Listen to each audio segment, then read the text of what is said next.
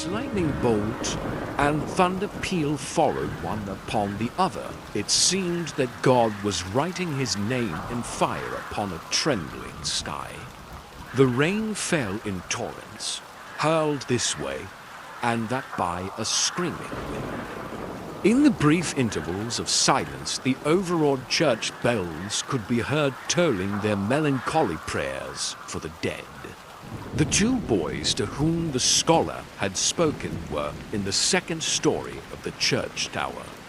The younger one, Crispin, a timid boy with large black eyes, pressed himself as closely as he could to his brother, Basilio, who resembled him except that his eyes were more deeply set and his expression more determined. Both were dressed shabbily, their clothes patched and mended. They were seated on a length of lumber, each of them holding the end of a rope hanging from the darkness above them. The wind drove the rain against them and shook the flame of the candle set upon a great stone, which, on Good Fridays, was rolled on the floor of the choir loft to imitate the thunder that was said to have marked the crucifixion. "Pull on your rope, Crispin," said Basilio to his brother. The latter hung on it with all his strength, but could produce only a weak peal that was instantly drowned by an echoing thunder clap. "If only we were home with Mother," he sighed, looking at his brother. "I wouldn't be scared there." The older boy did not reply. He was watching the candle drip away with a worried look. "Nobody calls me a thief there," Crispin added. "Mother wouldn't allow it. If she only knew they beat me." Basilio looked away from the candle, raised his head, and holding the end of the rope between his teeth pulled on it strongly. Overhead the bell rang loud and clear.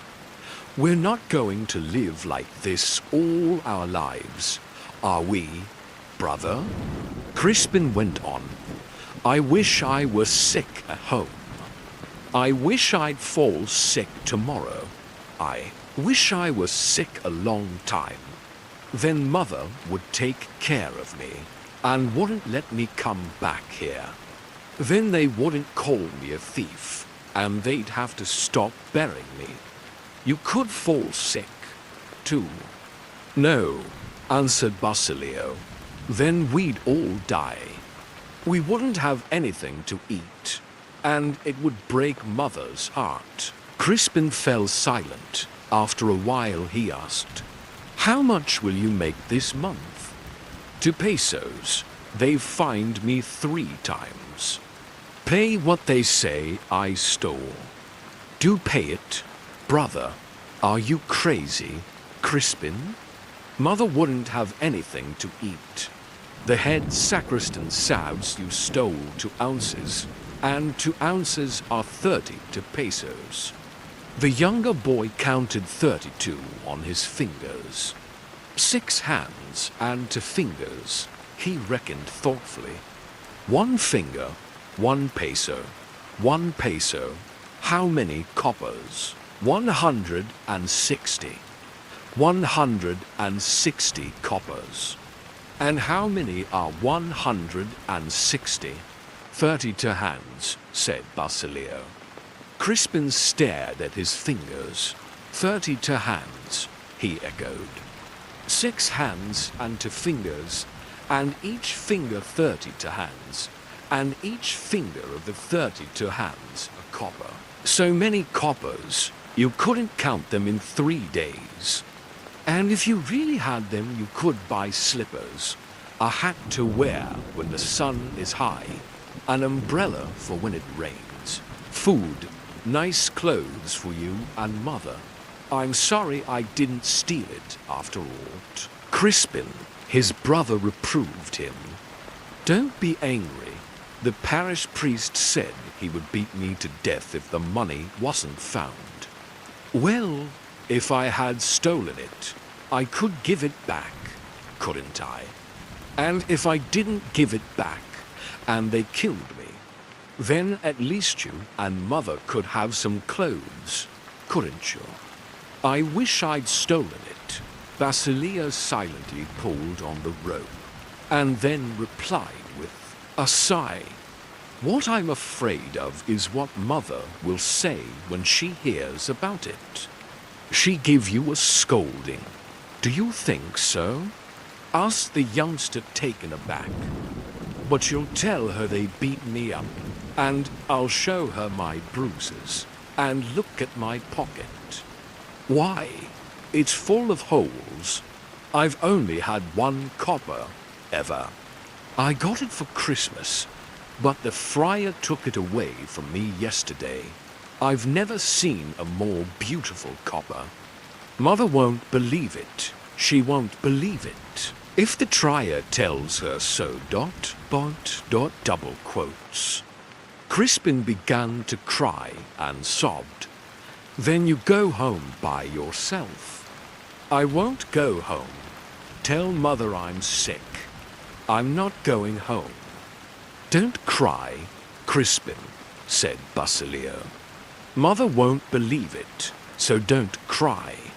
Old Tossio says there's a good supper waiting for us. Crispin raised his head and looked at his brother. A good supper? I haven't had anything to eat yet. They wouldn't give me anything to eat until the money was found. But suppose Mother believes them. You must tell her the sacristan is lying, and the friar who believes him. They're all lying. They say we're thieves because our Tather is a bad man who... A head appeared at the head of the stairs, and, like Medusa's, it froze the words on the boy's lips. It was a long, narrow face, framed with lank black hair, with smoked spectacles to conceal a blind eye. It belonged to the head sacristan, who made it a habit to move silently and without warning. The 2 boys shivered. Basilio, I fine you 2 sovereigns for not ringing the bells in the proper timing, he said in a voice so dead he might have lost the use of his vocal cords. And for you, Crispin, you are staying until what you have stolen has been found the might, if necessary. Crispin turned a beseeching look towards his brother. But we already have permission, Basilio objected timidly, and Mother will be waiting for us at 8. Well, you're not going home at 8 either, but at 10. But, sir, curfew's at 9, and it's a long way home. Are you giving me orders? The head sacristan asked peevishly, and seized Crispin by the arm to drag him away. Sit, pleaded Basilio, holding on to his brother defensively. It's a week since we saw Mother. The head sacristan slapped the boy's hand away and pulled at Crispin. The boy threw himself on the floor crying and called to his brother. Don't leave me. They're going to kill me. But the sacristan paid no heed and dragged him down the stairs into the shadows. Basilio, shocked and heartbroken by his brother's brutal beating and fading cries, struggled to hold back his anguish. He searched the dim church in desperation, biting his fist to silence his pain.